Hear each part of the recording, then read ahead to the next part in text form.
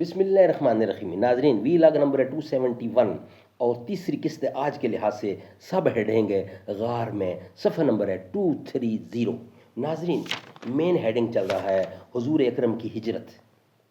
جب کافروں نے قتل کا منصوبہ بنا لیا تو رب ذوالجلال کے حکم کے حساب سے رب ذوالجلال نے بتا دیا کہ ہجرت کرو. نبی کریم ہجرت کر رہے ہیں.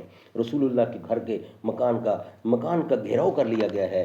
رسول اللہ اپنا گھر چھوڑ دیتے ہیں، گھر سے غار تک پہنچتے ہیں، اور غار کے اندر کیا ہوتا ہے یہ ہم آپ کے سامنے رکھنے کو جا رہے ہیں. ناظرین، اس کتاب کے رائٹر ہیں مولانا صفی الرحمان مبارک پوری رحمۃ اللہ علیہ. اس کتاب کا ٹائٹل ہے الرحیق المختوم، سیرت النبی صلی اللہ علیہ وسلم پر دنیا بھر میں اول انعام یافتہ یہ کتاب ہے.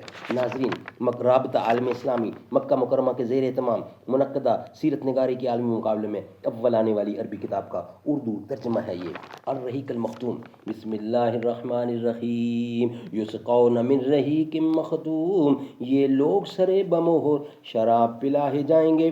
بسم اللہ الرحمن الرحیم. وَإِن تُطِيعُوهُ تَهْتَدُوا، اور اگر اس کی فرما برداری کرو گے تو راہ پاؤ گے. بسم اللہ الرحمن الرحیم. کلی زور نفس سے بھی وہاں گل ہو نہیں سکتی، جہاں ہر شے ہو محروم تقاضائے خود افزائی. قیامت سے کہ فطرت سو گئی اہل گلستاں کی، قیامت ہے کہ فطرت سو گئی اہل گلستاں کی. نہ ہے بیدار دل پیری، نہ ہمت خواہ برنائی. مذہب کی حرارت بھی ہے کہ کچھ اس کی رگوں میں، مذہب کی حرارت بھی ہے کچھ اس کی رگوں میں، تھی جس کی فلک سوز کبھی گرمی آواز. وی لاگ نمبر ہے 271 اور تیسری قسط ہے اور سب ہیڈنگ ہے غار میں. غار کے پاس پہنچ کر صدیق اکبر نے کہا، خدا کے لیے ابھی آپ اس میں داخل نہ ہوں. سبحان اللہ سبحان اللہ.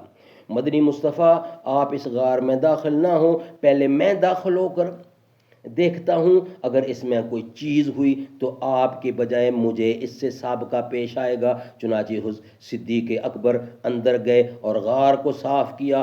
ایک جانب چند سوراخ تھے جنہیں اپنا تہ بند پھاڑ کر بند کیا، لیکن دو سوراخ باقی بچ رہے. حضرت صدیق اکبر نے اپنے دونوں پاؤں پر یعنی اپنے پاؤں رکھ دیے، یعنی ان پر دونوں اپنے پاؤں رکھ دیے. پھر رسول اللہ سے عرض کی کہ اندر تشریف لائیں.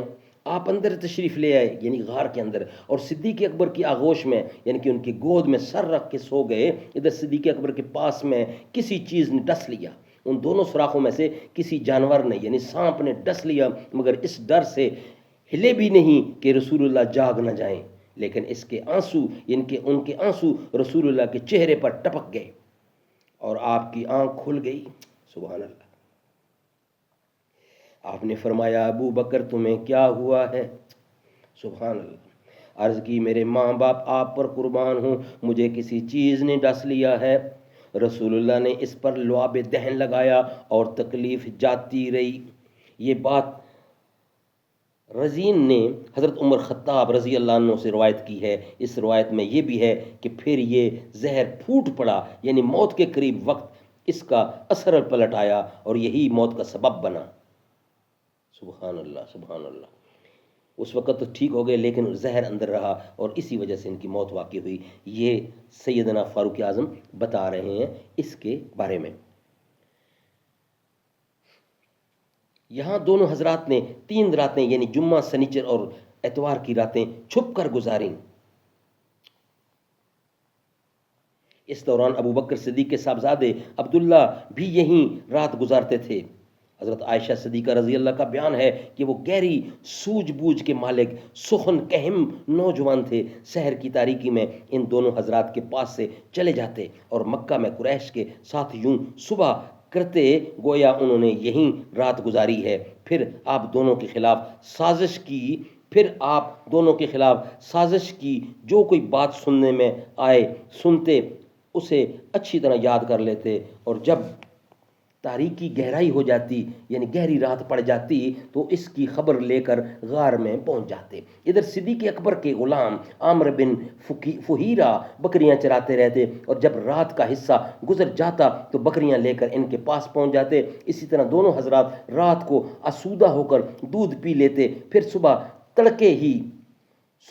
تڑکے ہی عامر بن فہیرہ بکریاں ہانک کر چلے جاتے، یعنی چل دیتے۔ تینوں رات انہوں نے یہی کیا۔ مزید کے عامر بن فہیرہ حضرت عبداللہ بن ابی بکر رضی اللہ کے مکہ جانے کے بعد انہی کے نشانات قدم پر بکریاں ہانکتے تھے تاکہ نشانات مٹ جائیں۔ سبحان اللہ، سبحان اللہ، شان صدیق اکبر۔ بے خود کیے دیتے ہیں، بے خود کیے دیتے ہیں، ابو بکر تو ابو بکر ہے، نبی اکرم کا ہم سفر، ابو بکر پہ ہمیں فخر ہے، وفا میں اول، سخا میں اول، اطاعت مصطفیٰ میں اول،